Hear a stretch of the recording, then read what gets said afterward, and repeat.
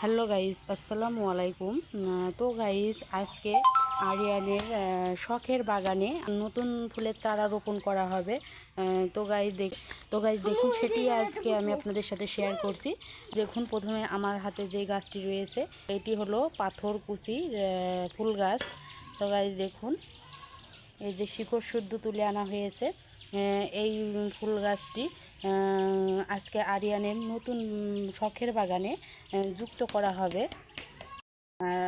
তো গাইজ, এখন আপনারা যেই ফুল গাছটি দেখতে পারছেন আমার হাতে, তো গাইজ এটি হলো মোরগ ফুল গাছ। এই গাছটি অনেক বড় হয়।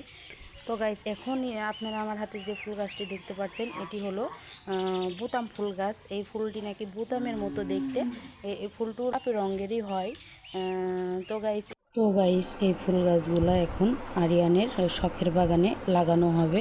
সবাই ভালো থাকবেন। এখানেই শেষ করলাম ভিডিওটি। আল্লাহ হাফেজ।